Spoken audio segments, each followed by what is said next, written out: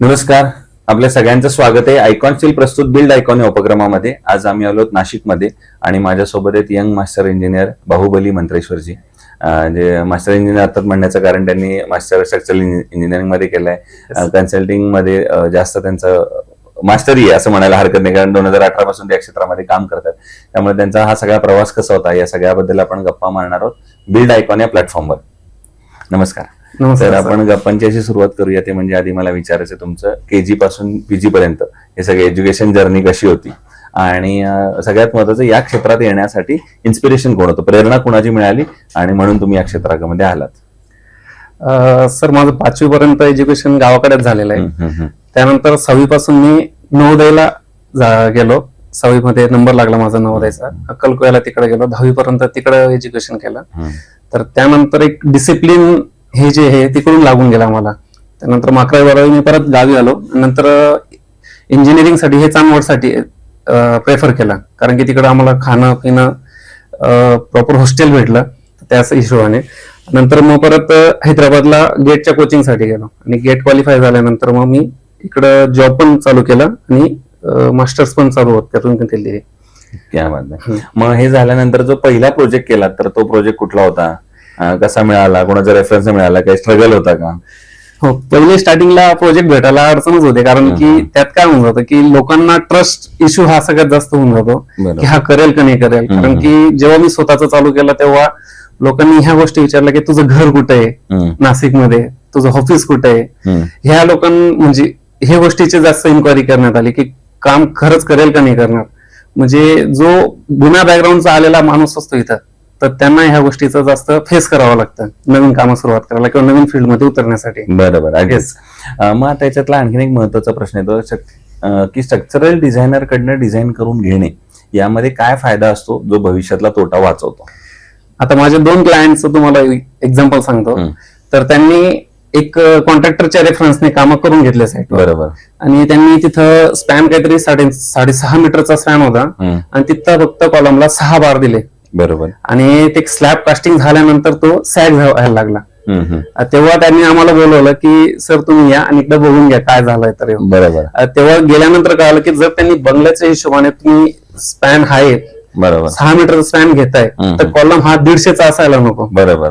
साईटवर सहसा काय करतात गावाकडे किंवा रो हाऊसचे हे 150चे कॉलम युज करून घेतात. बरोबर. ते 150चे कॉलम आयएस कोड सांगतच नाही. मिनिमम आयएस कोड सांगतो की 200 mm चा तुम्ही कॉलम युज करायला पाहिजे. बरोबर. आणि त्यानंतर 6 मीटरचा स्पॅन येतोय तर त्याला तुमची बीमची डेप ही 530 किंवा 600 पर्यंत असायला पाहिजे. आणि ती त्यांनी रेग्युलर 450 प्रमाणे युज करून घेतलं आणि नॉमिनल 12 mm चे बार टाकले होते. त्यामुळे तो सॅग गेला. नंतर मग त्याला परत आम्ही रेक्टिफिकेशन करून वॉलची थिकनेस वाढून ते रेक्टिफिकेशन करून घेतलं त्याला. बरोबर. मग आता या क्षेत्रातला आणखीन एक थोडा वेगळा प्रश्न आहे, तो म्हणजे नाशिक जिल्ह्याच्या विकासाचं विजन. एक यंग इंजिनियर म्हणून तुम्हाला विचारलं तर तुम्हाला काय वाटतं एक इंजिनिअरिंग दृष्ट्या प्रशासनानं कुठल्या क्षेत्रावर काम केलं पाहिजे जेणेकरून येणाऱ्या 15-20 वर्षात एक बदलतं नाशिक आपल्याला बघता येईल?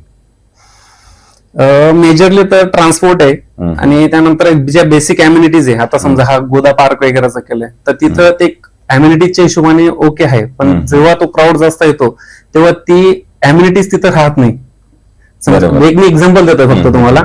ते अम्युनिटीज म्हणून राहत नाही. जर जेव्हा लोक आरतीसाठी वगैरे त्यासाठी तिथं येत आहेत तर तेव्हा ती जागा क्राऊडेड असल्यामुळे तिथं जी अम्युनिटी असायला पाहिजे ती राहत नाहीये. तर त्याच्याप्रमाणे ती प्रॉपर विल्हेवाट ह्या गोष्टींची लावायला पाहिजे. त्यानंतर स्वच्छताची झाले. बऱ्याच अजून सुद्धा घंटागाडी जरी फिरत राहिली तरी सुद्धा बऱ्याच ठिकाणी अजूनही कचरा फेकण्यात येत होता. या गोष्टींकडे लक्ष देण्यात आलं पाहिजे. पण मग आता प्रशासनानं काय पावलं उचलली पाहिजेत असं तुम्हाला वाटतं? त्या गोष्टीसाठी समजा जे आपण इंदोरचे एक व्हिडिओ बघितला असेल की अधिकारी तिथं जाऊन साईटवर जाऊन तिथं घाण पडलेलं आहे त्याच्यातलं ते नाव बघताय, ऍड्रेस बघताय आणि त्यांना तिथं जागेवर जाऊन फाईन लावताय. बरोबर. ही गोष्ट जर समजा सुरुवात झाली तर त्याच्या हिशोबाने जी आपण की लोकांना वाटतं की बाहेरच्या लोकांना की आपण फिरायला जातोय, ज्योतिर्लिंगाला त्र्यंबकेश्वरला जातोय, इकडे जातोय, कारण की हे देवस्थान म्हणूनच मानलं जातं नाशिकमध्ये. बरोबर. त्या हिशोबाने जर लोक येत आहे बाहेरचे लोक तर त्यांना ती क्लीननेस आपल्याला ठेवता आली पाहिजे आणि प्रशासनाला ह्या गोष्टीकडे लक्ष द्यायला पाहिजे. बरोबर. दुसरं, कन्स्ट्रक्शन मध्ये स्टील हा अतिशय महत्वाचा फॅक्टर असतो. तर स्टील सिलेक्शन करताना तुम्ही काय त्याचे पॅरामीटर्स बघता आणि मग स्टील सिलेक्ट करता? आता एक माझ्या नांदेडच्या साईटवर इश्यू काय झाला सर की 20 mm चा बार होता तर एल केल्यानंतर त्यांना तिथं क्रॅक गेला. हो. तर ह्या डक्टिलिटीचा आणि ब्रट्टल मटेरियल प्रॉपर्टीचा जो ना हा सगळ्यात मेजर पार्ट येतो याच्यामध्ये, बरोबर. आपल्या प्रॉपर्टीज मध्ये, स्टीलच्या प्रॉपर्टीज मध्ये. हम्म. काही कंपन्या ज्या आहेत हे ब्रँडिंग करायला, म्हणजे नाव कोणती कंपनी बनवून देते, पण ब्रँडिंग ते त्यांच्याकडून लगेच त्याच कंपनीचे बनवून घेतात. समजा मला घ्यायचंय, मला कोणत्या एक्स कंपनीचं नावाने पाहिजे असेल स्टील, तर बऱ्याचशा अशा कंपन्या आहेत की त्या स्टील प्रोडक्शन करतात आणि त्या एक्स ब्रँडिंगच्या नावाने स्टील मॅन्युफॅक्चर करून देतात. बरोबर. आपल्या सिन्नर मध्ये सुद्धा एक अशी आहे. वा. तर त्यामुळे हे महत्वाचे पॅरामीटर्स आहेत. आयकॉन स्टील तुम्ही वापरले का कधी? येस सर, आमचं बऱ्यापैकी आयकॉन आणि बरे टाटा वगैरे ह्या गोष्टी सहसा पोलात आपण युज करत असतो. मग आयकॉनची डिलिव्हरी, अवेलेबिलिटी, सर्व्हिस बद्दल काय सांगाल? अवेलेबिलिटी प्रॉपर आहे, डिलिव्हरीला काही अडचण येत नाही ह्या गोष्टींना.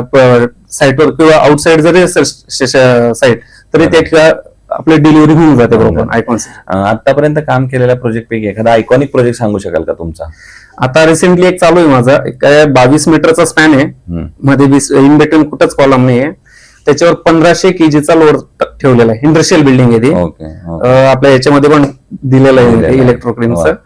तर त्याच्यामध्ये इन बिटवीन कोणताच कॉलम नाही. तर तिथं तो बीम जो आलेला आहे, पीटी बीम, हा 1200 बाय 1200 ची डेप्थ घेतलेला आहे, 1200 विड्थ बाय 1200 डेप्थ. आणि तिथं कॉलमची साईज आलेली आहे ही 1000 बाय 1300 ची कॉलमची साईज आलेली आहे, स्ट्रेसिंग वगैरे अशा हिशोबाने.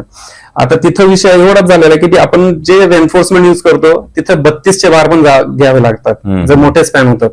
तर 32 बारला परत साईटवर बाकीच्यांना ह्या गोष्टी माहित नसतात. आम्हाला स्पेसिफिक ड्रॉइंग मध्ये लिहून द्यावं लागतं की 25 mm बारच्या वरती जेवढे बार असतील 32 वगैरे, किंवा समजा मॅन्युफॅक्चर कोणी करून घेत असेल त्याच्यावर, तर त्यांना ही वेल्डिंगच लॅपिंग आली पाहिजे. बरोबर. ह्या बाकी टेक्निकल गोष्टी जे आहेत ह्या साईटवर माहित नसतात, फक्त आम्ही म्हणून त्यासाठी ड्रॉइंगवर लिहून देतो, मेन्शन करून देतो ऍज पर IS कोड. नक्कीच. आणि आता अगदी शेवटचा प्रश्न ते म्हणजे या क्षेत्रामध्ये जे तुमच्यासारखेच यंग इंजिनियर्स येत आहेत, तुमचे ज्युनियर्स मित्र येत आहेत, त्यांना तुम्ही काय सल्ला द्याल या क्षेत्रात येण्यापूर्वी? टेक्निकली थोडं शिकून आलेलं एक बेटर असतं, कारण की आता बरेच इंजिनियर जे येतात तर त्यांना टेक्निकल माहित नसतं, फक्त पेमेंटचं मागतात की पेमेंट आम्हाला पाहिजे 15,000 20,000. पण ह्या गोष्टींसाठी पेक्षा आहे ना, मी पण स्टार्ट केलं. मी स्टार्टिंग 5,000 पासून स्टार्ट केलेलं आहे या फील्डमध्ये. पण तेव्हा माझी तीच कंडिशन होती की मला शिकायचंय फक्त, काही असो, पेमेंट असो नको असो, पण मला शिकून मला माझं स्वतःचं करायचं, ह्याच विजनने मी या फील्डमध्ये उतरलो होतो. क्या बात. सर, ते इंजिनियर बाहुबली मंत्रेश्वरजी, आणि त्यांनी सांगितलं त्याप्रमाणे सुरुवातीला पैशाकडे बघू नका, सध्याला अनुभवाकडे बघा, नॉलेजकडे बघा. आणि हे अनुभव आणि नॉलेज चांगला तुमच्याकडे असेल तर ऑटोमॅटिकली पैसे तुम्हाला काही वर्षांनी तुमच्यासोबत येतीलच. आज मी आमच्या ज्या कॉलेजला मास्टर्स केलं तिथं बोर्ड ऑफ स्टडीज मध्ये मी त्यांच्या पॅनलला सुद्धा आहे. क्या बात आहे. येस. सो आणि असेच भविष्यात उत्तमोत्तम आयकॉनिक प्रोजेक्टची निर्मिती आपल्या हातून व्हावी याच आयकॉन स्टील तर्फे मनपूर्वक शुभेच्छा. Yes, thank you very much.